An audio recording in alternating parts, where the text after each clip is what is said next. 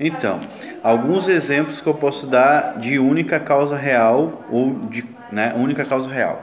Na história dos irmãos de José, por exemplo, é dito que não foram eles que mandaram José para lá, mas Deus. Ou seja, José reconhece o poder causativo de Deus sobre todos os eventos que levaram até lá. Então, de uma maneira geral, José não está falando que Deus aqui é só a primeira causa, mas a causa de todo o evento, de tudo aquilo. Então, o que levou ele até lá, quem levou ele até lá? Deus. Não foram eles que mandaram, mas Deus, Ou seja, mas eles eram as causas mecânicas, eles eram os agentes que estavam fazendo aquilo, mas para José foi Deus que enviou eles para lá. Nesse sentido, quem está moldando ou alterando a história aqui é Deus. Então, nós reconhecemos, os ocasionalistas reconhecem que Deus é a única causa nesse sentido, é o único que altera a realidade, ou que, digamos assim, tem o poder de causalidade real, porque essas criaturas elas não possuem intrinsecamente de si próprio poder de causar. Então, é diferente do concorrentismo nisso, Quem enviou para lá? José não diz assim, não, Deus foi a primeira causa, vocês foram a segunda. Não. Ele reconhece que Deus que enviou ele para lá. Mas quem enviou? Foram os irmãos, os agentes. Ok? Os irmãos foram agentes, eles eram agentes reais, eles eram pessoas reais. Mas José reconhece um controle de Deus de maneira abrangente, não entra em pormenores de como, até onde esse controle vai. Então, se nós queremos glorificar a Deus totalmente, nós vamos reconhecer que o controle de Deus é total nessa ação de enviar os irmãos de José para lá. Então, e os próprios irmãos de José não têm poder em si próprios de causar alguma coisa, porque eles recebem de Deus o seu ser, nele existimos, nos movemos e somos. Atos 17, 28. Então, a própria existência, o próprio ser, a cada instante das criaturas é causado por Deus. Isso é importante, por quê?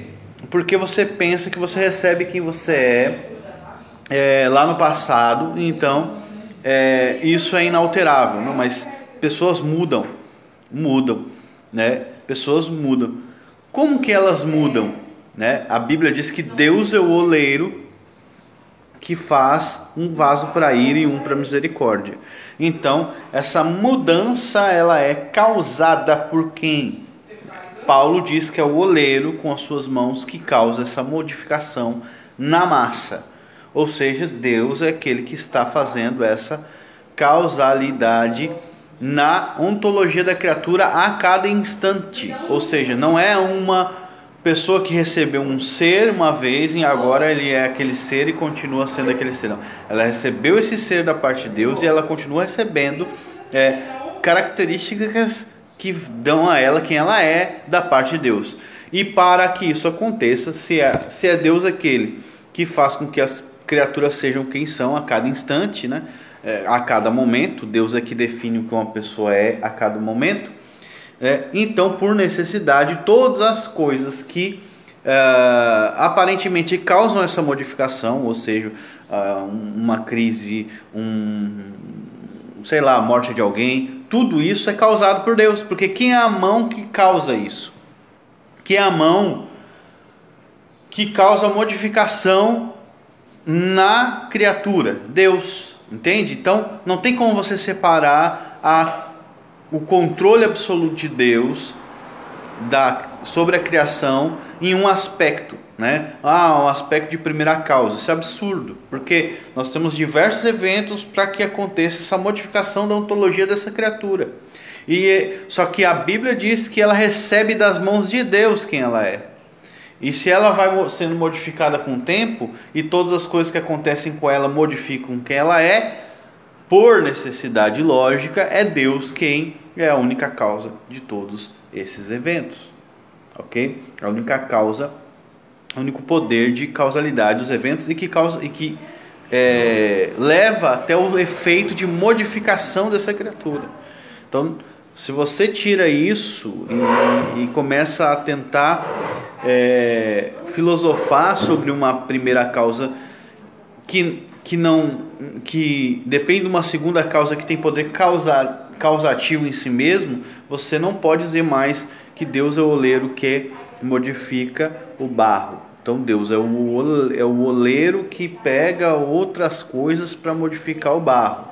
Não, mas Paulo diz que é o oleiro que modifica o barro, o oleiro que causa essas modificações, não outras coisas. E agora, como nós vamos resolver isso? Com o controle exaustivo de Deus sobre essas outras coisas, e a causa, ou seja, aquilo que essas outras coisas fazem, são causadas por Deus também. Assim você tem real causalidade divina sobre a modificação da ontologia de alguém. Então, é uma questão tão clara e lógica, mas muitas vezes não é pensado, e então a gente passa às vezes por, digamos assim, as pessoas não conseguem pensar nisso, né? E vão para o outro lado. Depois, a criatura ela não apenas recebe de Deus a ontologia, e isso já é por necessidade um argumento em prol do determinismo divino, mas ela recebe de Deus movimento, né? E esse movimento não é que Deus simplesmente dá a ela poder de se movimentar, como alguns dizem, né? Mas ela se move em Deus, né? Ela recebe, só que de que maneira ela se move em Deus? Da mesma forma que ela recebe, ela existe em Deus, né? Existir em Deus não significa que a criatura escolhe existir em Deus. Aí se mover em Deus não significa que a criatura escolhe se mover em Deus, ou recebe de Deus apenas seu movimento, assim como recebe de Deus apenas sua existência.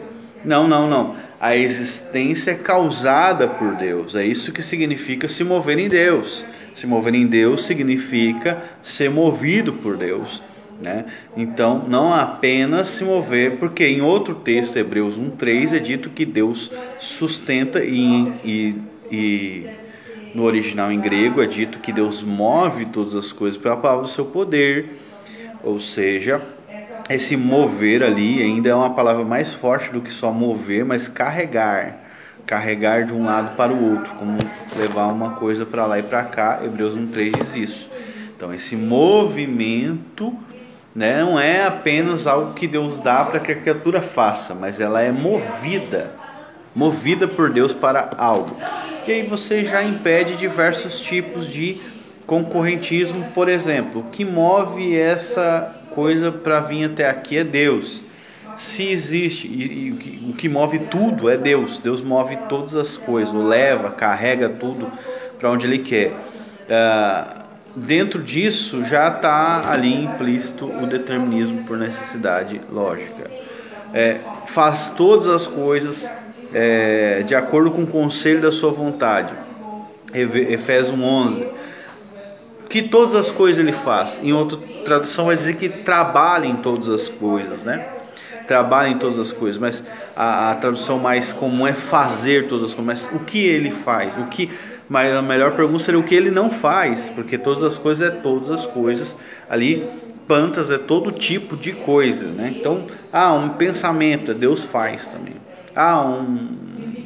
Um sentimento, então faz tudo, né? De acordo com o conselho da sua vontade. Significa que a realidade ela é controlada por Deus. Depois nós podemos ver também, deixa eu ver, Salmo 139, como eu já disse, né, 16, onde Deus escreve os dias da nossa vida e cada um deles é escrito e determinado. E a pergunta, né, perniciosa é: até que ponto nossos dias são determinados? Deus determinou só os dias e nesses dias eu posso fazer alguma coisa que eu quero? Não. Os dias estão escritos e determinados, ou seja, é algo fixo. E Deus fixou esses dias e deu a eles determinação, ok? Então, tem algumas coisas que nós podemos pontuar, acho que até aqui já foi bom, mas a parábola do oleiro lá em Isaías 29, 15, 16 também nos ajuda a entender quando a criatura planeja e age, e Deus diz que ela é o barro na sua mão. E isso se aplica a qualquer criatura, porque Deus fala a obra formada. Então, muitas pessoas elas têm a tendência de diminuir isso e tirar de Deus isso sobre os anjos e colocar só sobre os homens, né? Como só o homem fosse um pedaço de barro. Não, não, não, não. Ele está dizendo assim, a obra formada não pode dizer, ou seja, aquilo que é criado por Deus é controlado por Ele dessa maneira, de maneira que planos e ações sejam determinados por Deus. E as reações, quando nós dizemos que Deus faz todas as coisas, Eclesiastes 11:5 e Efésios 1:11, e também Salmo 139:16, e Hebreus também, que Deus move todas as coisas, carrega todas as coisas, as reações também estão aí, porque elas não são autocausativas. E uma reação depende da ontologia da criatura, e entra mais coisa da filosofia ainda. Ou seja, uma criatura ruim vai reagir mal à presença de Deus, ou vai reagir de maneira má à palavra de Deus, né? Jesus disse que o coração mau, então, né, sai todo tipo de coisa ruim, né? Eles não podiam crer na palavra de Deus porque o seu coração era incrédulo. Ou seja, a natureza determina a reação, né? Então, se a natureza determina a reação, obviamente, e essa natureza ela é causada por Deus, nós vimos isso antes ali, então obviamente Deus determina as reações, ok? Efésios 11 é o melhor texto e Eclesiastes 5, bem como os outros textos que eu citei, são os melhores textos para defender isso, né?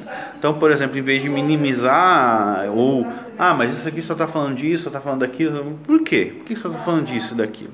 É que nem Provérbios, no capítulo 8, a pessoa interpretar Provérbios ali e entender então que Deus criou a sabedoria para si ou comprou a sabedoria, né? Como se Deus não tivesse sabedoria antes, ou Deus não tivesse conhecimento antes. Isso é uma perniciosidade diabólica, né? Então está interpretando a Bíblia como reduzindo a Deus. Isso é algo diabólico da carne. Então você está lendo a Bíblia ali para encontrar a grandiosidade de Deus e você, né, de repente se encontra com um texto e daqui a pouco algo diz para você, o demônio ou sua carne. Não, ali não, o texto é poético, está falando sobre uma aquisição de sabedoria, tá falando sobre o quê? Mas de quem Deus comprou? Só tinha Deus antes da fundação do mundo, né? Obviamente Deus não comprou de outro, né? Então está usando uma linguagem figurativa, entendeu? Então não podemos reduzir a Deus com a Bíblia, mas o contrário, devemos glorificar a Deus com ela. Acho que esse é um princípio básico de exegese, que as pessoas não procuram